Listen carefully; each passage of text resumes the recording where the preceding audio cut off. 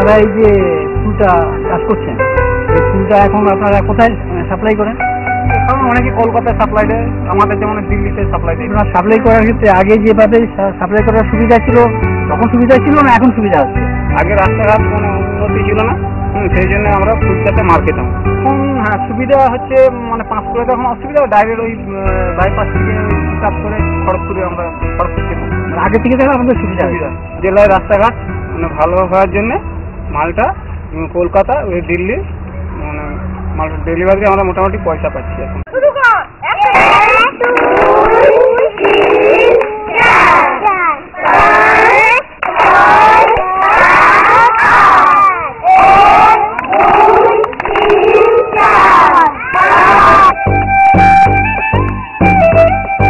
আমি কালীপদ মণ্ডল, গাতুলিয়া পণ্ডিত রঘুনাথ মুর্মু আবাসিক উচ্চ বিদ্যালয়ের বর্তমান পরিচালন কমিটি যে আছে তার সম্পাদক।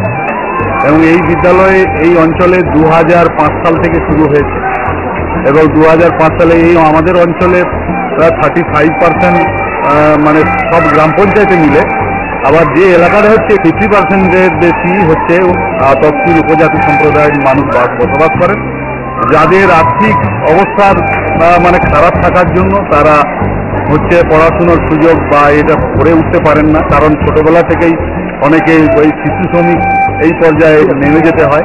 যার ফলে এই প্রকল্প আমাদের এই বিদ্যালয়ে বর্তমানে 320 জনের ছাত্রছাত্রী পড়াশুনো করে এবং তার মধ্যে ছাত্রী সংখ্যাই বেশি, ছাত্রীরা 170 আর ছাত্র সংখ্যা 150 জন, এবং তাদের খাওয়া পড়ার ব্যবস্থা করা হয়েছে এবং যাতে অভিভাবকদের কাছে কোনো কিছু নেওয়া হয় না। আমার ছেলে রঘুনাথ মুর্মুর স্কুলে থাকে, বোর্ডিং এ পড়তেছে। আমরা গরিব মানুষ, খেতে খাই, আর ছেলেগুলা কি করে পড়াবো? পঞ্চায়েত থেকে স্কুলে ভর্তি করে দিয়েছে, ওখানে পড়াশোনা করছে, এতে আমাদের উপকার হয়েছে। পূর্ব মেদিনীপুর জেলা পরিষদ ও তমলুক পঞ্চায়েত সমিতির উদ্যোগে আমরা চন্দ্রপুর গ্রামীণ সজলধারা প্রকল্পের কাজ শুরু করতে পেরেছি। প্রথমত আমরা 6টি পাড়া নিয়ে গঠিত এবং 100টি বেনিফিশিয়ারিদের নিয়ে বাড়ি বাড়িতে শুদ্ধ পানীয় জল পৌঁছে দেওয়ার জন্য আমরা এই ব্যবস্থা নিয়েছি। আমাদের 100 জনের মধ্যে প্রায় 98 আমাদের সংখ্যালঘু পরিবার এর সঙ্গে যুক্ত আছে। আর সংখ্যালঘু এলাকা মান উন্নয়নের জন্য জেলা পরিষদের পক্ষ থেকে আমাদের এই সজলধারা প্রকল্প থেকে আমাদের মাইনরিটি কমিউনিটি হল এবং কবরস্থানের কিছু অংশ মেরামতির জন্য আমাদের কিছু অর্থ সাহায্য করা হয়েছে।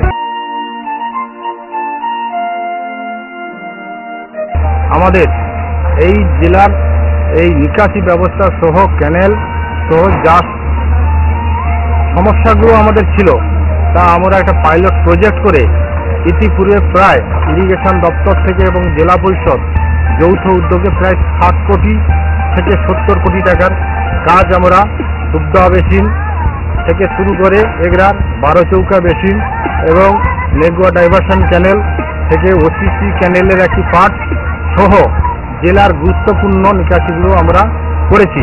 নন্দীগ্রাম 1-এ আমরা গুরুত্বপূর্ণ কিছু ক্যানেল, টেঙ্গুয়া ক্যানেল, গড়চক্রবিয়া ক্যানেল সহ নানা ক্যানেলগুলো আমরা সংস্কার করেছি, কিন্তু বিগত 1 বছর নানান সমস্যার জন্য আমরা সেখানে করতে পারিনি।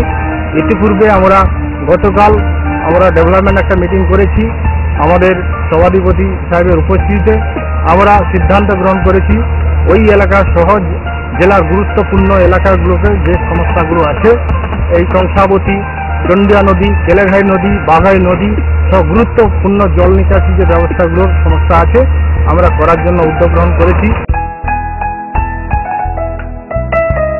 মাতঙ্গের 33 কেভি ট্রান্সফরমার সমৃদ্ধ যে এই সাবস্টেশন, এই সাবস্টেশনটির নির্মাণের জন্য যে জমি, সেই জমি পঞ্চায়েত সমিতি তার নিজস্ব তহবিল থেকে টাকা কিনে দিয়েছে এবং জেলা পরিষদের আর্থিক সাহায্য পাওয়া গিয়েছে জমি কিনতে এবং রাজ্য বিদ্যুৎ পর্ষদ এটিকে নির্মাণ করেছে।